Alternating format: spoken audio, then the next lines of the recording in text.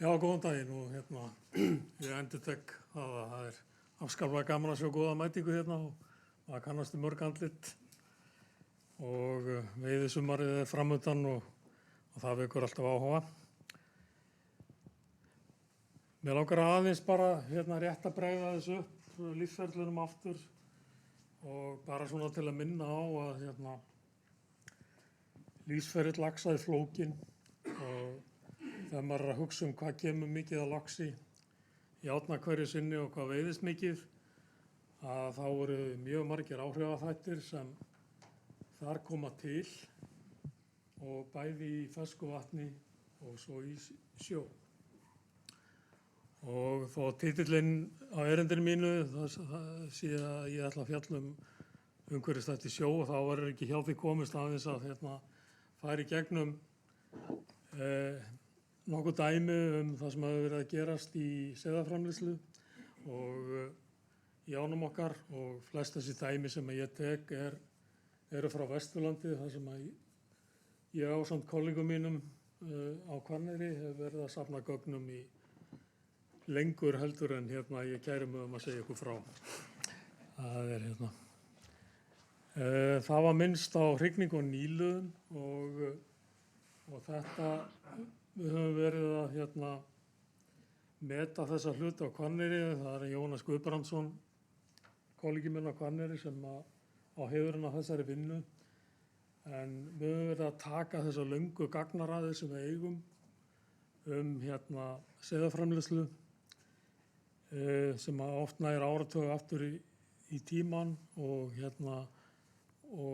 meta í samræmi við hrygningu í ánum á sama tíma og við sjáum að einstakar ár þær eru mjög misjafnar hvað eru taldar að þurfa mikla hrygningu, alveg eins og Hlynur minntist á í erindinu sínu. Við sjáum það að við myndum gjarnan vilja að hrognaþéttleikinn sé tæp 3 hrogn í Grímsá meðan hann getur verið upp í 8 hrogn í Laxá í Leirársveit. Og þessari vinnu hefur verið skipt í hrygningamarkmið sem æskilegt að við séum alltaf fyrir ofan og svo svokölluð aðgerðamörk og við látum þetta óáreitt þótt að hrygningin sé eitthvað yfir aðgerðamörkum og á milli hrygningamarkmiðs og í þessum ám er það jafnaði 3 hrogn á fermeter.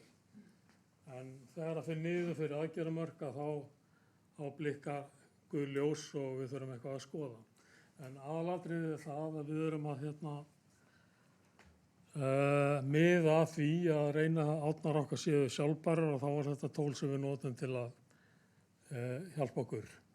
Bara rétt að nefna dæmi til dæmis Gljúfurá í Borgarfirði sem við erum búin að stúdera lengi.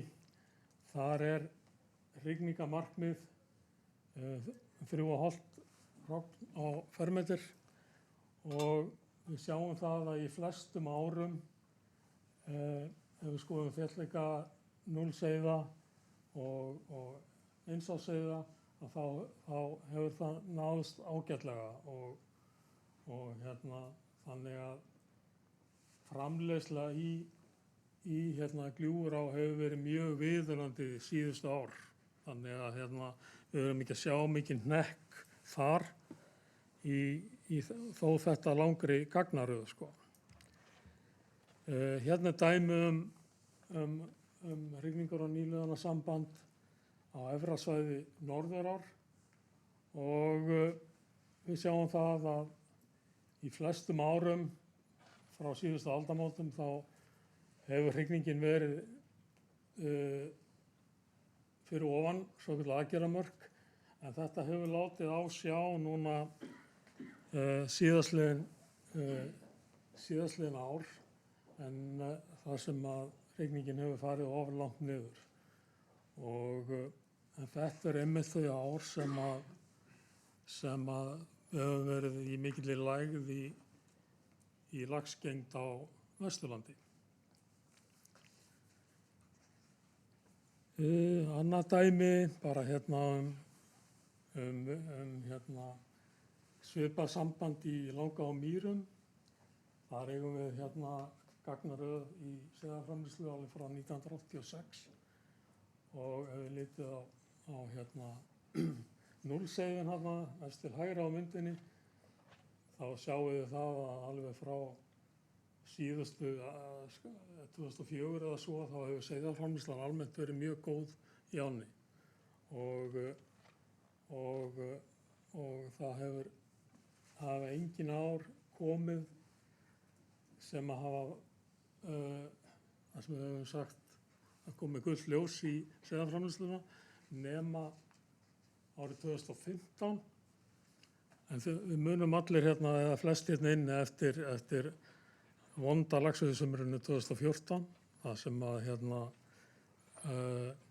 laxskein krassaði bara mjög víða um land og ekki síst á Vesturlandi og það varð allt og lítil hrygning þetta ár og við höfum séð áhrifin af þessum slaka árgangi koma fram í Langá eftir það og þessi slaki árgangur hefur örugglega hérna átt sinn þátt í slakri veiði undanfarin ár, einhvern þátt allavega. Og svo geta komið hérna óvæntir hlutir. Ég er búinn að vera við rannsóknir á Vesturlandi síðan 1984 og ég hef aldrei séð viðlíka þurrka og lágrennsli sem kom sumarið 2019 og þarna er til dæmis dæmi hérna Laxá í Leirársveit sem þó hefur 3 vötn á bakvið sig til að dempa rennsli og halda uppi rennsli en þarna fór áin og árnar sérstaklega á Vesturlandi alveg niður í grjót. Árnar á Vesturlandi eru þannig að hérna, þær eru mest á blágrýtis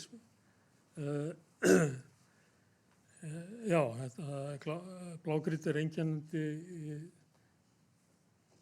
í landshlutanum og dragár sem að treysta yfirborðsvatn eru algengasta formið. Við höfum mjög lítið af lindavatni. Og þess vegna var þetta sumar mjög slæmt á Vesturlandi og árnar voru í lágmarki frá júní fram í september. Þannig að þetta hafði áhrif. Þetta hafði áhrif á gönguseiðin sem fór út 2019 og þetta slasaði yngra árganga sem voru áfram í ánni. Þannig að svona sem dæmi þá geta svona umhverfisáhrif allt í einu orðið og sem við höfum mjög sjaldan séð á Íslandi. En þetta gæti orðið upptaktur af því að við séum að sjá meira og meira af svona sumrum í framtíðinni. En svona bara hvað þennan hluta varðar að þá svona undanfarin ár, þá held ég að í þeim ám sem að við þekkjum vel á Vesturlandi að hrygningin er svona yfirleitt nóg til þess að fullnægja búsvæðin. Við erum ekki að sjá mikil problem og við teljum að nýtingin sé oftast nær sjálfbær hvað varðar hrygningarstofninn. En þó höfum við séð koma slaka árganga fram í kjölfar slakara veiðiára og svo erum við að lenda í einstakar hlutum eins og þessum þurrkum 2019 sem að leiddu til þessar affalla á gönguseiðum og yngri árgöngum og þetta á sinn þátt í slakri veiði undanfarin ár. Skoðum þetta aðeins nánar. Þetta er laxveiðin á Vesturlandi alveg frá 87 og þarna erum við að veiða á þessum tímabilum 15.000 laxa á ári. Við erum búin að vera í lægð sérstaklega undanfarin 4 ár þar sem að veiðin hefur verið 30–50% undir þessu langtíma meðaltali. Og miðað við alla þessa vöktun sem við erum búin að fara í að þá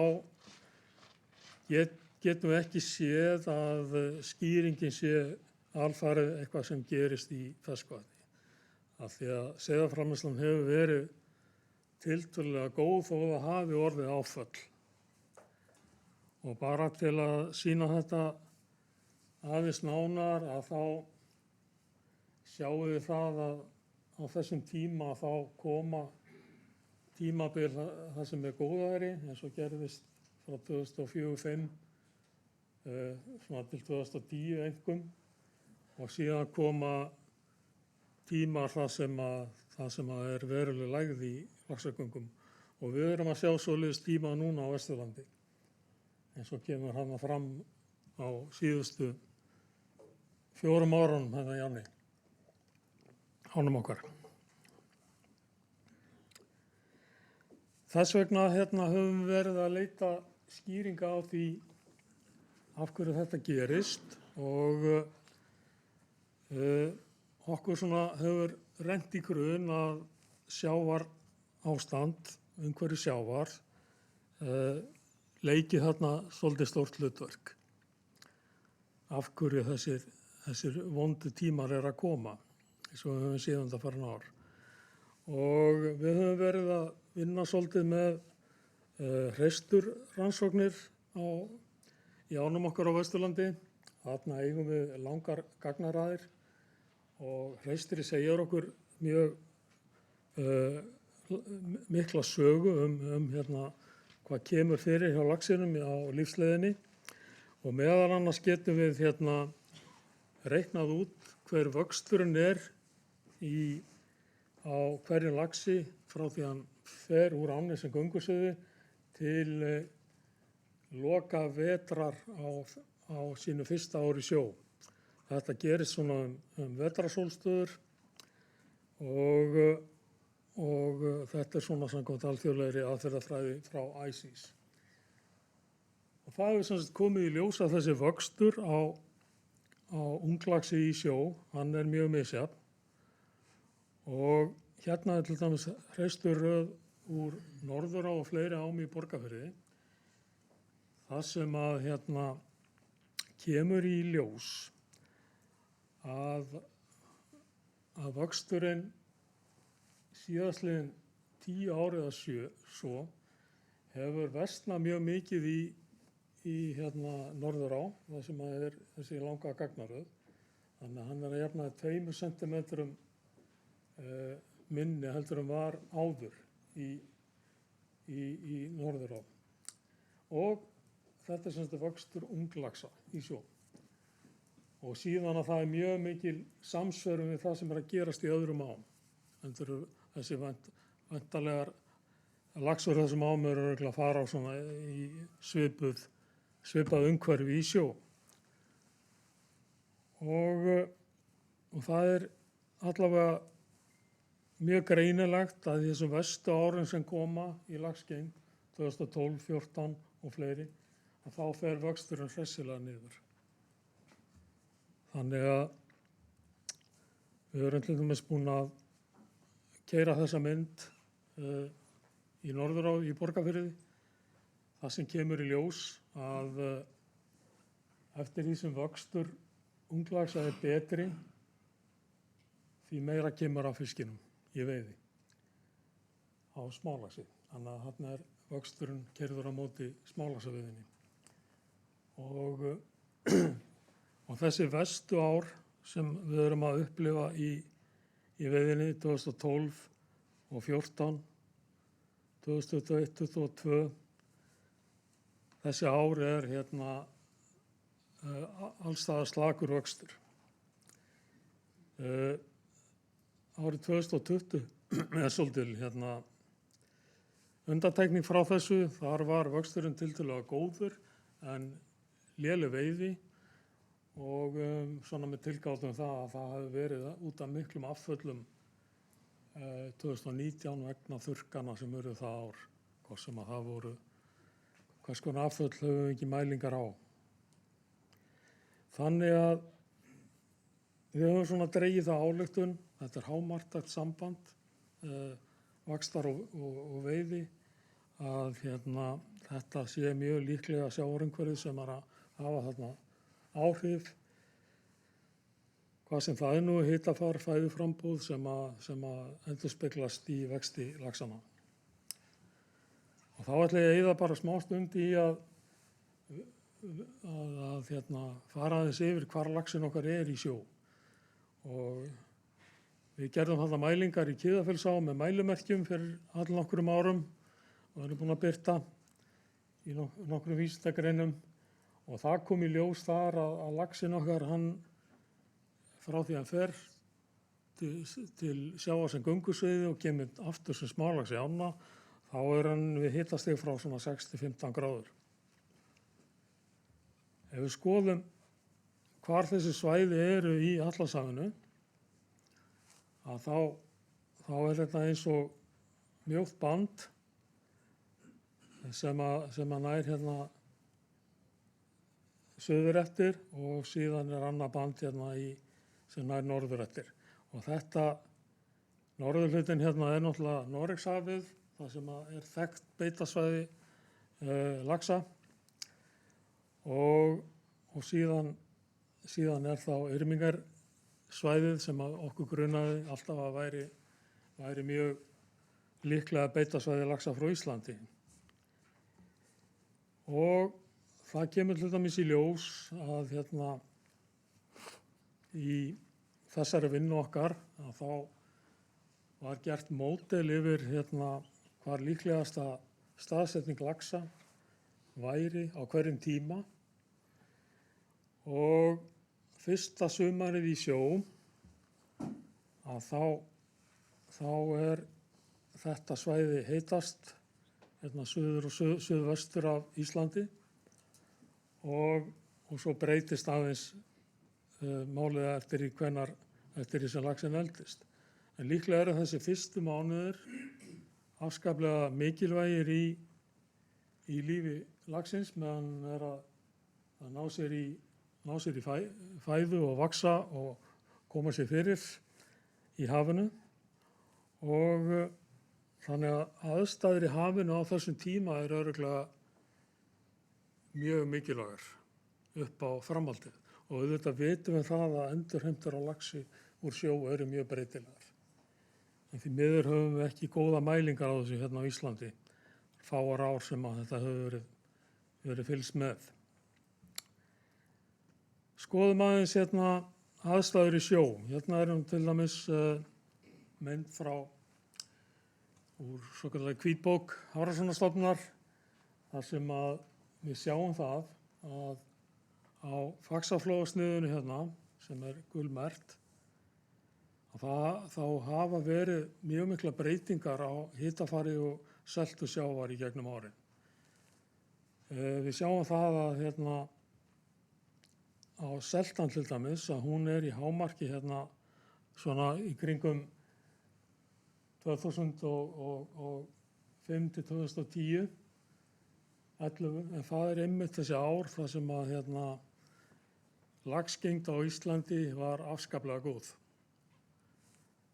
Og síðan fer hún mjög mikið niður næstu árin þar á eftir og er enn í lægð þó hún sé á uppleið. Og sama gildur hita, hitann, að hérna hann var líka í hámarki þessi sömu ár og henni er aðeins á uppleið núna undanfarin ár. Þannig að þó að sjórinn okkar, Golfstraumurinn, sé hlýr og fæðuríkur, að þá er hann misjafn og undanfarin ár hefur verið hérna svona lágseltu hitaflekkur fyrir Suðvestaland sem að gæti hafa verið að hrekkja okkur. Svo bara annað dæmi hérna á magni dýrasvifs á vorlagi í Austurdjúpi og Noregshafi árið 1995-2020 að hérna sést vel að það hafi orðið verulega breytingar undanfarin áratug á átumagni á þessu svæði. Þannig að sem getur kannski einhverju leyti skýrt minnkandi veiði þar. Nú að lokum ætlaði aðeins að slúta með og víkja aftur á þessari grein sem að við félagar á Hafrannsóknastofnun gerðum fyrir nokkrum árum, og ef við skoðum þetta svæði að þá samkvæmt þessu mælimerki athugun sem við gerðum að þá þetta líklegasta beitarsvæði smálaxa, unglaxa frá ám á Vesturlandi og Suðurlandi. Og við lékum okkur að því, og það Jóhannes Guðbrandsson, kollegi minn, sem á heiðurinn á þessari mynd, að skoða hitafar júlímánaðar og bera saman við smálaxveiði á Vesturlandi ári síðar. Og þarna erum við að tala júlí, af því að þá væntanlega þetta viðmót í sjónum sem að göngur sem við koma í, þau eru gengin út af ránum. Og þarna kemur í ljós með þessu einfalda tölfræðisambandi að það er mjög marktækt og skýrir 50% af breytileika í smálaxagengd í árnar okkar á Vesturlandi. Og við sjáum það þarna á þessu sambandi að bestu árin okkar eru þegar að sjórinn er mjög hlýr. Sjáum 2013 er trónir á toppnum, 2010, en bestu árin okkar eru þegar að hitastigið er lágt, 2019, 2014 og svo framvegis. Þannig að þegar að hitafar í júlímánuður á þessu svæði er lágt að þá fáum við aldrei mjög góða veiði. En hins vegar vek ég athygli á því að það er verulegur breytileiki í þessu sambandi, en svona ef við setjum 2023 inn á þessa línu að þá eigum við svo sem ekkert von á sérstakri veiði í sumar. Kannski verðum við svona í svipuðum takt og við erum búin að sjá undanfarin ár, en vonandi betri samt en þetta línurett segir. En ég vil nota tækifæri líka bara til þess að minna á að það er margt ógert í rannsóknum á þessu sviði, og mælimerki til dæmis eru frábært tæki til að skoða aðstæður í sjó sem fiskurinn býr við, og við þurfum endilega að endurtaka þessa rannsókn og helst setja á Austurlandi eða Norðurlandi til að skoða hvert laxinn er að fara úr þessum á. Já, þetta liggur ekki alveg nógu vel og skýrt fyrir. Þannig að mitt svona í þessari samantekt, og þá held ég að umhverfisaðstæður í sjó, það skiptir bara miklu máli fyrir stofnstærðarlaxa á Suður- og Vesturlandi. Og það er bara augljóst að í bestu veiðiárunum þá fer saman að það séu góð skilyrði í sjónum, og líklegt að minnkandi veiði undanfarin ár tengist verulega minnkandi endurheimtum úr sjó ásamt áföllum í ferskvatnsumhverfinu. Og ég legg áherslu á meiri rannsóknir, ég gerum það alltaf.